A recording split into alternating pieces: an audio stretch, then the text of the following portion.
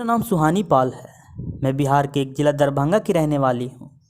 तो यह कहानी आज जो मैं आपको बताने जा रही हूँ, यह मेरी मम्मी के साथ तब घटी थी जब मैं 3 साल की थी और मेरा भाई का भी जन्म भी नहीं हुआ था। तो मेरी मम्मी मुझे बताती है कि उस समय मेरे गांव वाले घर में मेरे पापा, मेरे दादाजी और मेरी दादी जी रहती थी।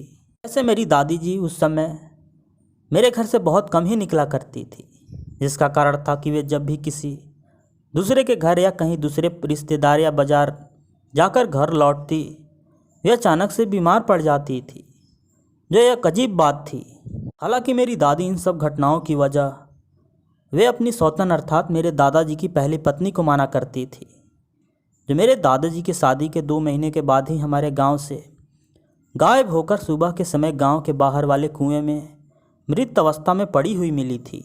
इनके मौत का राज आज तक हमारे गांव और हमारे परिवार वाले लोगों के लिए एक पहेली बनकर रह गई है। फिर आते हैं अपनी कहानी पर।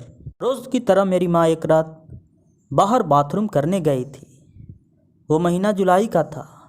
चारों ओर गुप अंधेरा और कड़कती हुई बिजलियों के साथ रिमझिम वर्षा हो रही थी। मम्मी रोज़ की तरह उस दिन भी यही 9:30 बजे के करीब टॉर्च के साथ खेत की ओर जाने लगी थी। वर्षा के कारण गांव के लोग अपने अपने घर के अंदर थे।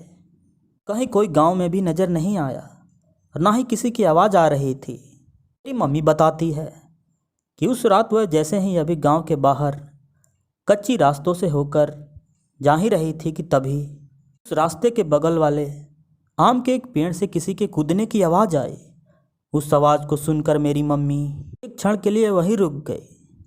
उनके पैर मानो जम गए थे। उनके शरीर के बाल भी अब खड़े हो चुके थे। वे बार बार यही सोचती कि टॉर्च की रोशनी पेड़ की ओर घुमाकर देखती हूँ, लेकिन फिर भी ना जाने क्यों मन इसकी आज्ञा बिल्कुल भी नहीं दे रहा था।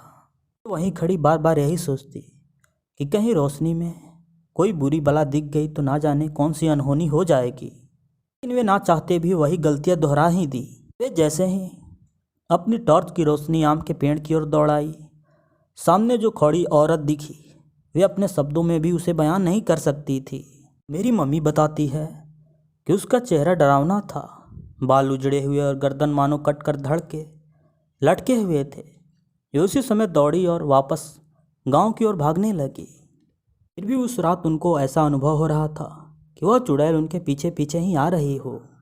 तभी किस्मत कहा जाए या संयोग कहा जाए, कुछ दूर भागने के बाद ही सामने से उन्हें गांव की कुछ औरतें आते हुए दिखी, जिनके हाथों में टॉर्च था। मेरी मम्मी मुझे बताती है कि जब मैं अपने साथ घटी यह घटना उन औरतों को बताई तो वे लोग ने मुझसे सिर्फ यही कहा कि यह बात तुम कभी अपनी सास को मत कहना। और आज तक यह बात ना तो मेरी माँ ना तो कभी मेरे पापा को बताई और ना ही मेरी दादी को। यहाँ तक मेरी माँ ने मुझे भी यह बात मेरी दादी से और पापा से कहने से मना की है, लेकिन क्यों यह मैं भी नहीं जानती। लेकिन जो भी हो, इतना तो मैं दावे के साथ कह सकती हूँ कि जो घटना मेरी माँ के साथ घटी थी वो मेरी दादाजी की पहली पत्नी से ही जुड़ा है।